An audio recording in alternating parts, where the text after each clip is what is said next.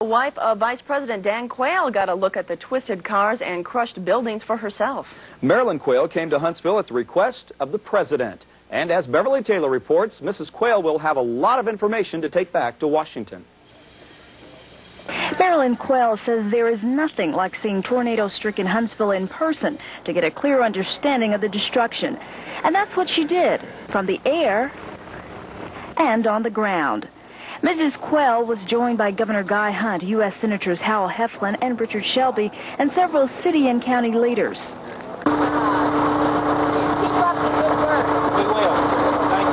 Mrs. Quayle says one of the more memorable things coming out of this disaster is the spirit of cooperation from the different levels of government to the hard work of the volunteers.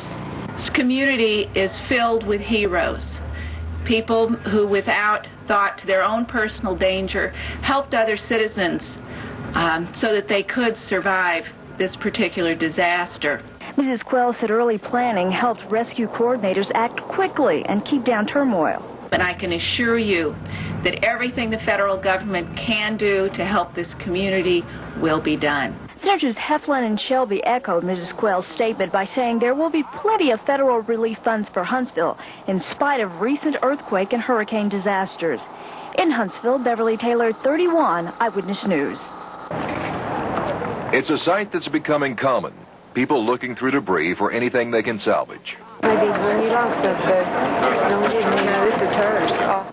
Vicki Jones is having some luck finding items from her sister's apartment leveled by the tornado, but 50 yards away, Sedema Pool isn't. There's virtually no trace of her store, the Oak Outlet. I think at times, well, I've accepted this, and what do I do next? But when you're here and see the devastation, it's hard to think straight. $100,000 worth of furniture is gone. 5/8" oak table, right. To make matters worse, she had to cut corners to try to get her business off the ground. When we opened this store, I guess you just don't think about these things happening, and no, we had no insurance. Tom Creedle knows what Sedema is going through. A tornado hit his house last spring. He also happens to be the federal coordinating officer for disaster assistance. This afternoon at a meeting of local, state, and federal officials, he announced plans to open 2 disaster application centers to help people like Sedema recover from the tornado. One of the few services that won't be offered at the Disaster Assistance Center is unemployment claims. Those claims will be handled here at the unemployment office on South Parkway. Matter of fact, workers are already in there tonight getting ready for tomorrow. This center will be open the same time as the Disaster Assistance Center. Don Phelps, 31 Eyewitness News. It was about 15 years ago that Parkway City Mall was hit by a tornado. Today, mall merchants helped raise money for victims of Wednesday's twister, and they got some help from WAAY nursing students. The students held Red Cross Disaster Relief Day at the mall by collecting money and offering medical services.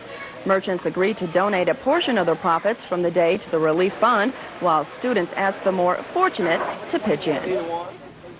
Help for tornado victims is coming from all over, but some of the most interesting stories of help come from the people here in Huntsville, from our friends and our neighbors. Today I found a group of teenagers from a local church spending their day off with those who are less fortunate. We better stop. Just put one layer there. Let's go with the box. It won't be quite safe. Tornado 89 is forcing many people to do something they never dreamed of doing. Move. Teenagers from the Mayfair Church of Christ in Huntsville are helping the Harry Cruz family of Jones Valley get the job done. 11-year-old Valerie Fuller and her 10-year-old friend Jenny Stone are finding plenty to do. Drying dishes and packing them, sweeping outside and cleaning up. Not only are they cleaning, but they're wrapping household items, sorting, and whatever it takes to help this family recover from one of this area's worst disasters. It's not been an easy job, but these volunteers keep finding new ways of helping neighbors who are in need. This morning, as we were clearing the brush and the debris out of the backyard, we had the prison inmates on work release on one side of the fence clearing the yard, and our teenagers on the other side of the fence clearing the yard. I thought that was an interesting, kind of a symbolic gesture of the cooperation that's going on in the community. Members from the Mayfair Church of Christ didn't just work on the Cruz home today. They scattered throughout this neighborhood, helping others get their feet back on the ground after a tornado left their lives up in the air. And Amy, I couldn't begin to count all the times that I heard one particular phrase today. People were saying, this outpouring of love makes me proud to call Huntsville home. Sure is nice to see. It really is. Well, while Mayfair and other churches are offering assistance. Tonight, Holy Spirit Catholic Church held its first Mass since the devastating tornado. The tornado demolished the church and school, but that did not stop the congregation from meeting. Tonight, Holy Spirit held its first Mass since the storm in the lunchroom at Huntsville High. Church leaders say with patience and endurance, the church will survive and become stronger. In the midst of tragedy and destruction, as we all know, people, families, and certainly parish families become more bonded and they draw closer together. All weekend services will be held at the Huntsville High Auditorium. Weekday masses will be held at Grace Lutheran Church. Monday night, school parents will meet at Grace to decide a plan of action for educating their children. In the meantime, Governor Hunt is asking for a statewide day of prayer on Sunday for the victims of the tornado. The victims of Wednesday's devastating twister apply to the government for help. The Federal Emergency Management Agency now has its disaster application centers open for the people who need them. Dave Hargrove joins us now live from the J.C.'s building near the old airport. Dave, how many at this hour have been asking for help? Tim, the most recent count is 228 total, 53 at this location, the J.C.'s building on the old airport lot, 7 at the Central Elementary School on Ryland Pike, and 168 have done it by phone. We'll be giving you that phone number in just a few minutes. Now, many of the people who came here today are asking their governments for help for the very first time, and several told us it has given them a whole new perspective on the need for social services. For many of these federal assistance applicants, the shock of the tornado is just beginning to noticeably wear off. The reality of it all really sets in when you sit down and fill out a form asking about what little you have and how much you need. It's hard to come and ask for things. Very hard. We lost several vehicles. Luckily, we do have one, but there's some people that lost them all. I didn't think it could happen to me, but it did. And it's kind of a shock. Huntsville City Councilman Bill Kling is one of the homeless tonight. He's trying to reassure citizens that everything will be all right, while at the same time trying to believe it himself. I came by to get a listing of what housing was available, and I'm trying to see where I can put a roof over my head. I'm still sorting through my property, but we've got services here to help, several people, different categories, elderly people, those that have Social Security, those that need help moving. Many of the people who lived in the Waterford Square apartments did not have renter's insurance. People who live in apartments tend to see it as a temporary living arrangement, regardless of how long they've rented. But this loss, for many, is permanent. Trinity joined 4 other churches in a service of thanksgiving. The interfaith service was held at Faith Presbyterian Church, which was also damaged by the tornado. Southside Christian, First Christian, and Holy Spirit Catholic shared in the observance. The annual event had added significance for the worshipers because of the recent tornado destruction. Adding to the grief is the loss of several pets along the tornado path. The twister narrowly passed by Huntsville's Animal Control Center and the Greater Huntsville Humane Society. There's still reason to hope for the recovery of that lost pet. Witness the story of 19-year-old Dirty Sally. This kitty was lost for a month after the tornadoes in 1974. I don't know whether she was blown away by the winds or whether she was just terrified and ran away, but 3 months later she came back home. But there's always hope. If you've lost a pet, just don't give up hope. Keep looking. Curious onlookers continue to be a problem for Huntsville police, even miles away from the disaster scene. A staggering view of the stricken Jones Valley area can be seen from overlooks along Governor's Drive. But that's creating a traffic problem as motorists attempt to pull the areas not designated to handle safe parking. With personnel available, police are diverting people away from Governor's Drive. They fear possible automobile and pedestrian accidents. Last week's tornado is prompting many people to reconsider their insurance coverage. Many people wait until a disaster like Wednesday's twister before making sure that everything is in order. First, there was Hurricane Hugo and its $1 billion in damage. Many residents didn't collect for all their losses because they didn't have insurance. Then last October, the earthquake in California, where fewer than 2 of every 10 residents had insurance. And now the tornado in Huntsville. Insurance will make it possible for these people to rebuild their homes, as some of the individual losses top $250,000. To find out, make a list of what you cannot afford to lose. Then see if your present policy covers it. A basic policy may cover a fire caused by a tornado, for example, but not wind or rain damage from that tornado. Natural disasters often require separate coverage and have deductibles as high as 10% of the value of your home.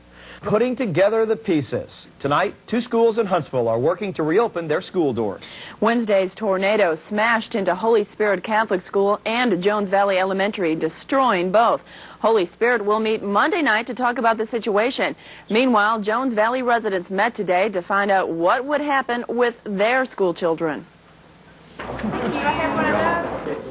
Hundreds of Jones Valley Elementary parents, students, and teachers filed into nearby Challenger, receiving maps of the school as they entered. Tomorrow morning, these students will call the new Challenger school home. Today, school leaders told parents it may be 2 years before Jones Valley Elementary will be reopened. The school was leveled by Wednesday's tornado. For the next few days, counselors will be on hand to help teachers and students cope with the great loss. A lot of them are going to be much more fearful than usual. That's probably going to be the thing that parents are going to see most. They're going to be afraid to fall asleep. They're going to be having bad dreams. They're going to be afraid that we're going to have another storm.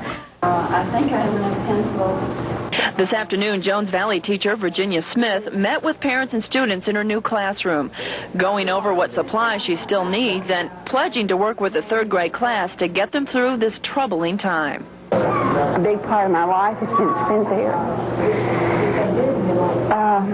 25 years of love and, all the children that you remember. Amazingly, all the parents in Mrs. Smith's class wanted to help, even parents like Kathy Walworth, who lost not only the school, but her home.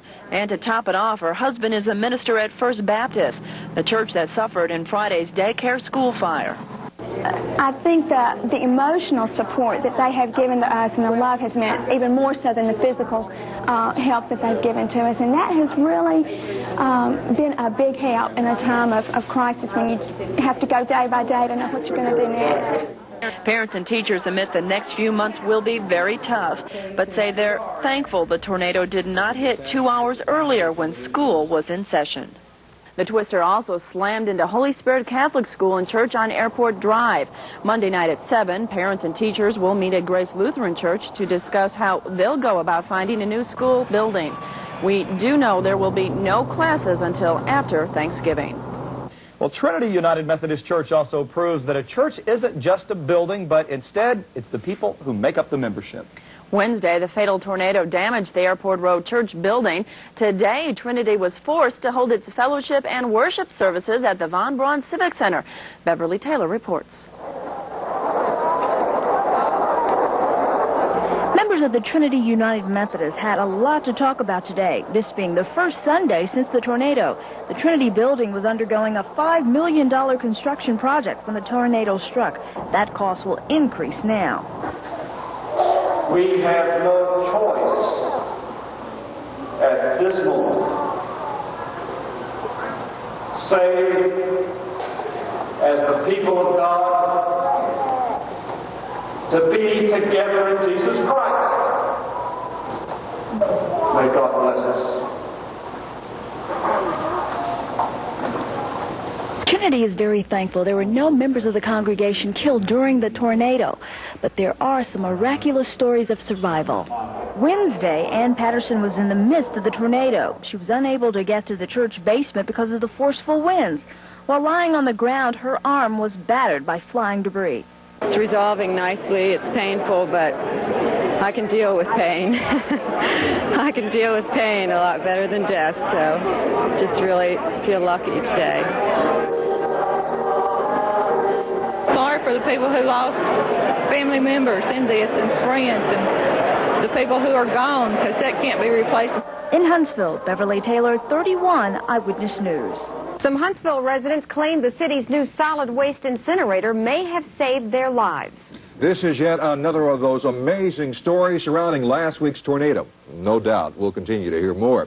The twister reportedly first touched down near the site of the incinerator. As Dave Hargrove reports, the waste burning plant appears to have served as a protective barrier for an adjacent neighborhood. Still, preliminary damage estimates to the city's under-construction waste-to-steam plant are at around $300,000. But the damage costs could have been much higher for this home across the street. How do you think that incinerator saved your life? By the force hitting it, it hit it first, and that kind of buried it off. But the way we was looking at it, it was coming between that accelerator and us. The path of the tornado seems to confirm Bernice's claim. After striking the incinerator, the twister apparently veered away from 5 nearby homes. The area of the incinerator hit would have been the pit where garbage is dumped, then sorted for burning. Let's play What If. What if the plant had already been in operation? The incinerator ash is contained, and we have to assume that the steel and concrete structures that it is in would retain it. I think the same question could be asked of any other material that's hazardous. Will the surrounding material withstand a hurricane or an earthquake is a question that you can only resolve if that event occurs. In Huntsville, Dave Hargrove, 31 Eyewitness News.